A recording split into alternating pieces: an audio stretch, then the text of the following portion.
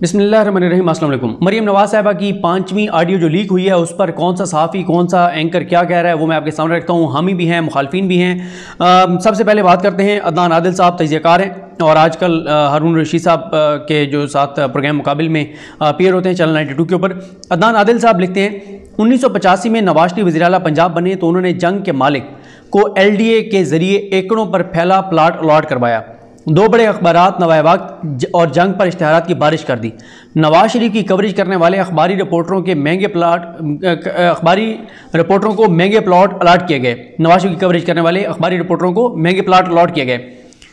फलों के टोकरे मामूली चीज़ हैं। उसके बाद अदनान आदिल साहब लिखते हैं कि कौमी अखबार के लाहौर में मालिक और एडिटर थे, अब मरहूम हो चुके। 7-8 साल पहले उन्होंने मुझे बताया कि सिंध में पीपल्स पार्टी की हुकूमत से इश्तिहारात लेने के लिए उनकी मालियत का निस्फ रिश्वत के तौर पर वहाँ मुतलका वज़ीर को देता हूँ। सिंध हुकूमत में मेरे काबिल एतमाद ज़राए ने इस बात की तस्दीक की। उसके बाद अदनान आदिल साहब कहते हैं पहले लिफाफा सहाफ़ी की इस्तिलाह इस्तेमाल होती थी, अब टोकरी सहाफ़ी की इस्तिलाह वजूद में आ गई है। अफसोस, इस पेशे में अक्सर सफ़ेद पोश ईमानदार लोग हैं जो सख्त मेहनत करके अपनी रोज़ी कमाते हैं। उसके बाद आ जाए जनाब, अदनान आदिल साहब का ये ट्वीट में पढ़ चुका हूँ। अमीर अब्बास कहते हैं, अमीर अब्बास साहब, परवेज़ रशीद आप वज़ीर इत्तलात रहे और तजियाकारों को भौंकने वाले कुत्ते कह रहे हैं। ज़रा भतीजी के लहजे की रऊनत देखें, डरा कर वरना तोहफ़ों से लोगों को माइल करो। आजकल अंकल और भतीजी दोनों आज़ादी सहाफ़त के चैंपियन हैं। कहाँ हैं मुनाफिक सहाफ़ती तंजीमें और दानिश्वर, कब निकल रहे हैं सड़कों पर अब? उसके बाद जनाब अंसार अब्बासी साहब ने इसको अपने हक में इस्तेमाल किया है। मोहम्मद जुनैद साहब ने रीट्वीट किया है कि ARY का शुक्रिया कि दुनिया को उन्होंने दिखाया है कि नून लीग की जो हुकूमत थी वो जंग और जियो से खाइफ थी। हालांकि ये मामला नहीं है कि वो जंग और जियो से खाइफ थे।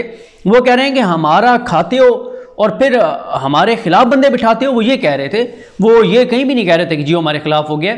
वो तो ये कह रहे थे कि भाई वो मीश किलोमान को किन लोगों को बिठा दिया है, उठाओ इनको और हमारी मर्जी के बंदे बिठाओ। उसके बाद शाहजेब खानजादा साहब ने उमर चीमा साहब को रीट्वीट किया। वो कहते हैं कि ARY ये ऑडियो चलाकर बता रहा है कि नून लीग की हुकूमत भी जियो से नाखुश थी। वो चैनल जिसके बारे में PTI वाले कहते हैं कि ये नून लीग का हमायती है। उसके बाद शाहजेब खानजादा साहब ने, तो मैं बता चुका हूँ, रीट्वीट किया। इकरारुल हसन साहब कहते हैं कि आज़रबाईजान से आई हुई टोकरी हो या सरकारी नौकरी हो, इसके बाद बंदा गैर जानिबदार सहाफ़ी कैसे रह सकता है? बस सिर्फ इतनी गुजारिश है कि टोकरी भी कबूल करें और नौकरी भी, लेकिन सहाफ़त से दस्तबरदारी के ऐलान के बाद। वैसे नौकरी या टोकरी लेने के बाद सहाफ़ी की पहले की सहाफ़त भी मशकूक हो जाती है। तारिक मतीन साहब कहते हैं कि मेरे दोस्त को अस्सलाम वालेकुम, सीनियर साथियों को भौंकने वाले कुत्ते भी कहा गया और टोकरों की करप्शन का भी जिक्र है, बोलो कुछ। उसके बाद तारिक मतीन साहब लिखते हैं कि जावेद चौधरी और कैप्टन सफदर के मुताबिक ऑडियो वीडियो का ख़जाना मरियम बीबी और मियाँ साहब के पास है, लेकिन मुसलसल नून लीग की अपनी लीक्स आ रही हैं। अंकल भतीजी मिलकर सहाफ़ियों को गालियाँ दे रहे हैं। अली सलमान अलवी साहब कहते हैं कि जितना झूठ मीडिया पर बोला जाता है कहीं और नहीं बोला। ये उन्होंने मौलाना तारिक जमील साहब का वो बयान जो है उसको ट्वीट किया कि जितना झूठ मीडिया पर बोला जाता है कहीं और नहीं बोला जाता, और उसकी वजह से बड़े मसाइल पैदा हुए हैं। एक TV चैनल के मालिक ने मुझे कहा कि अगर मीडिया पर झूठ ना बोला जाए तो मीडिया नहीं चल सकता। ये उन्होंने तारिक जमील साहब के बयान को लिख के ट्वीट किया है। उमर चीमा साहब कहते हैं कि वो लोग जो तोहफे में लैंड क्रूज़र लेते हैं उन्हें किसी सहाफ़ी को तोहफे के तौर पर भेजे हुए फल पर भी एतराज़ है। उसके बाद अंबर शमसी साहबा कहती हैं कि पहले जनाब मरियम नवाज़ की लीक्स आ रही हैं, पहले साकिब निसार लीक्स थी, राना शमीम का एफिडेविट था। हालांकि ये मिला रही हैं, साकिब निसार साहब की ऑडियो तो जाली साबित हो चुकी है। अंबर शमसी साहबा को शायद पता नहीं है, लेकिन इतनी बेखबर और इतनी सादा नहीं है, लेकिन वो एजेंडा एक है ना, उसको आगे बढ़ाना है। और वो कहती हैं इससे पहले राना शमीम का एफिडेविट आया और कौन ये रिकॉर्डिंग्स कर रहा है और कौन ये लीक कर रहा है, ये एजेंडे पर मुनहसर है कि जो इसकी हाइलाइट्स हैं वो जियो और ARY के हवाले से वो लिखती हैं। और फिर वो कहती हैं कि जियो जो है वो ARY से, जो ARY स्पेक्ट्रम है उससे बहुत दूर है। उसके बाद रियाज लाख साहब कहते हैं कि मरियम नवाज़ और परवेज़ रशीद की एक और ऑडियो लीक, ताकत के ईवानों में बैठे क्या क्या प्लान करते होते हैं और आम सहाफ़ी वहीं का वहीं रहेगा, क्योंकि सहाफ़त तो शायद अब तरजीह नहीं। उसके बाद सईद खान साहब हैं, ये रिपोर्टर हैं सुप्रीम कोर्ट के, सईद बलोच साहब। वो कहते हैं कि वकील की बजाय सीधा जज करने का सफ़र सहाफ़ी के बजाय पूरा चैनल ख़रीदने पर तमाम हुआ। उसके बाद फ़खर दुरानी साहब को रीट्वीट किया मुर्तज़ा अली शाह साहब ने, ये भी जंग दी न्यूज़ से इनका तल्लुक़ है। वो कहते हैं मरीम नवाज और परवेज़ रशीद साहब की लीक्ड ऑडियो इस बात की मज़र है कि मीडिया पर हर सियासी जमात, हर इदारा अपनी पसंद की रिपोर्टिंग, तजिया और सच सुनना चाहता है। गैर जानिबदारी यहाँ किसी को पसंद नहीं, हर शख्स अपनी मर्जी का सच सुनना चाहता है। ऑडियो लीक का सिलसिला जारी रहा तो इमरान खान की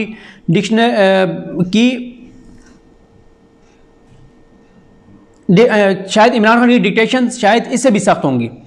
उसके बाद कयूम सिद्दीकी साहब कहते हैं कि ARY की ज़हनी बुलंदी का इस बात से अंदाज़ा करें कि मरीम नवाज शरीफ और सेनेटर परवेज़ रशीद की जो गुफ्तगू सुना रहे हैं उसमें वो कह रहे हैं कि जियो प्रोग्राम के तजियाकार हमारे लिए नरम गोशा नहीं रखते, और ARY कह रहा है कि नून लीग और जियो का गठजोड़ है। वही बात कहूँगा जो पहले कह चुका हूँ कि वो तो इस उसमें कह रहे थे कि हमारा खाते हैं और हम पे जो है वो बोलते हैं, और इसीलिए वो लफ्ज़ भौंकने का इस्तेमाल किया गया। वजी सानी साहब जो हैं उन्होंने कोट ट्वीट किया उमर चीमा साहब को, कहते हैं जब जब ऑडियो सामने आई जियो पर से इल्ज़ाम धुल गया, ना गुलामी की ना हमायत, न्यूट्रल रहने पर नाराज़गी का सामना किया, अल्हम्दुलिल्लाह। ये उसी तरह का अल्हम्दुलिल्लाह जैसे हसन नवाज और हुसैन नवाज ने कहा था अल्हम्दुलिल्लाह हमारे फ्लैट हैं और बाद में उसी में मारे गए थे। उमर चीमा कहते हैं कि बास्केट से याद आया कि पाकिस्तान के ना बिकने वाले और ना झुकने वाले वज़ीर-ए-आज़म को जो तोहफ़े मिले उनकी तफसीलात कब आ रही हैं। उसके बाद जनाब इमरान रियाज खान साहब कहते हैं कि हसन निसार, इरशाद भट्टी और मज़हर अब्बास साहब पर शदीद तनकीद, भौंकने वाले कुत्ते करार दे दिया, जबकि नुसरत जावेद और राना जवाद ब्यूरो चीफ जियो को आज़रबाईजान से लाए हुए खसूसी तोहफे के टोकरे। क्या मीडिया की गैरत जागेगी? अभी तक जब तक मैं ये वीडियो कर रहा हूँ मुझे एक भी सहाफ़ती तंजीम का बयान जो है वो नज़र नहीं आया। किसी सहाफ़ती तंजीम ने कोई मज़म्मत नहीं की, और जो हर बात पे चढ़ दौड़ते हैं बैरूनी फंडिंग पे बोलने वाले, और जो है वो हर वक्त हुकूमत पर इल्ज़ाम लगाते रहते हैं कि इन्होंने बहुत ज़्यादा आज़ादी सहाफ़त को ख़तरे में डाल दिया है, फ्रीडम ऑफ एक्सप्रेशन पे पाबंदियाँ लगा दी हैं, ये मीडिया के ख़िलाफ़ हैं। लेकिन मरीम साहिबा की 5वीं ऑडियो लीक हो रही है, लेकिन सहाफ़ती तंजीमों की एक भी प्रेस रिलीज़ नहीं आई, एक भी मज़म्मत नहीं आई। वो पाकिस्तान बार कौंसिल जो हर बात पर प्रेस रिलीज़ें जारी कर देती है, PDM के हक़ में, नून लीग के हक़ में, वो भी मुकम्मल तौर पर खामोश हैं। ह्यूमन राइट्स ऑर्गेनाइजेशन खामोश हैं, उनके नुमाइंदे खामोश हैं।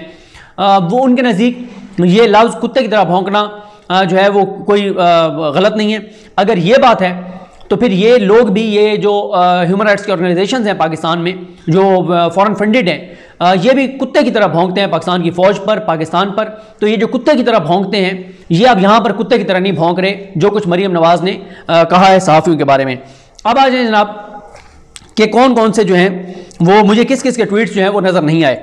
मुझे आसमा शराजी साहिबा का कोई ट्वीट नज़र नहीं आया। आज भी मैं देख रहा था कि वो बाकी हर इशू पे बात, जब भी इमरान खान के ख़िलाफ़ को बात होगी, फ़ौज के ख़िलाफ़ को बात होगी, पाकिस्तान पर तनकीद करनी होगी, तो फ़ौरन उनका ट्वीट आएगा बगैर फैक्ट्स जाने, और कई बार वो गलत चीज़ें, गलत एनालिसिस लिख चुके हैं, वो आपके सामने हैं। नसीम ज़ाहरा साहिबा का मैंने कोई ट्वीट नहीं देखा इस पर। गरीदा फारूकी साहिबा का भी मेरी नज़र से कोई ट्वीट नहीं गुजरा। मैंने कोशिश की, जब मैंने ये देख रहा था उसके बाद कोई आया हो तो मुझे नहीं पता, और अगर कोई आया है तो काइंडली मुझे मेरी तस्दीक कर दीजिएगा और मैं माज़रत खाऊँ, लेकिन जब तक मैंने देखा उस वक्त तक इनका कोई ट्वीट नहीं आया था। उसके बाद मंसूर अली खान साहब कोई ट्वीट नहीं था। वीलॉग मैं देख नहीं सका, वो वैसे तो ज़रा को बात होती है PTI के ख़िलाफ़ तो फ़ौरन उनका वीलॉग आ जाता है, लेकिन उनका वीलॉग भी मैं नहीं देख सका। बहरहाल ट्वीट उनका नज़र नहीं आया मुझे। नजम सेठी साहब का कोई ट्वीट नज़र नहीं आया, जो आजकल बड़ी बड़ी दावे करते हैं, बातें करते हैं। हामिद मीर साहब वन एंड ओनली, उनका कोई ट्वीट नज़र नहीं आया। वैसे आजकल ये सारा दिन हामिद मीर साहब ट्विटर पे होते हैं। मैं बाज़ बड़े बड़े ऐसे एंकर्स को जानता हूँ कि जो एक वक्त आया कि वो गुरूर तकब्बुर में इतने आगे चले गए कि वो बंदे को बंदा नहीं समझते थे। आजकल वो छोटे छोटे अकाउंट्स को रिप्लाई कर रहे होते हैं, वो फेसबुक के ऊपर मुख्तलिफ लोगों के पोस्टों पे कमेंट कर रहे होते हैं, रिप्लाई कर रहे होते हैं। तो ये भी अल्लाह ताला ने हमें ये वक्त दिखाना था।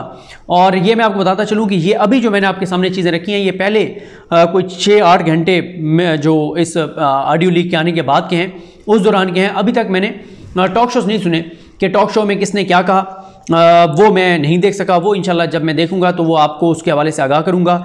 और भी बहुत से लोग हैं, अमार मसूद साहब का मुझे कोई ट्वीट नज़र नहीं आया, और बहुत सारे लोग होंगे जिनका आप खुद भी देखें कि जो वैसे तो पाकिस्तान के ख़िलाफ़ बात करनी हो, पाकिस्तान के इदारों के ख़िलाफ़ बात करनी हो, पाकिस्तान की फ़ौज को गालियाँ देनी हो, तो बग़ैर फैक्ट जाने, वो आपको याद होगा जो अफ़गान सफ़ीर की बेटी वाला मामला था, वो ट्वीट्स कर दिए और बाद में पता चला कि वो तो मामले कुछ और था। आयशा टिकटॉकर वाला मामला हुआ, तो जो कुछ किया गया पाकिस्तान के साथ वो आपके सामने। बाद में पता चला कि मामला कुछ और है। तो साफ़ती तंजीमें बहरहाल सबसे ज़्यादा एक्सपोज हो रही हैं, क्योंकि साफ़ती तंजीमों को जो फंडिंग होती है शायद वो नहीं चाहते कि मरीम नवाज़ के ख़िलाफ़ कोई ये साफ़ती तंजीमें बयान दें, और फिर ज़्यादातर तंजीमें तो इन्फ्लुएंस में है मीर शकील रहमान साहब के। तो बाकी जो चीज़ें हैं उन पर इंशाल्लाह बात करेंगे। मुझे अपनी दुआ में याद रखें। लगने में हम सब का हामी नासरू। अल्लाह हाफ़िज़।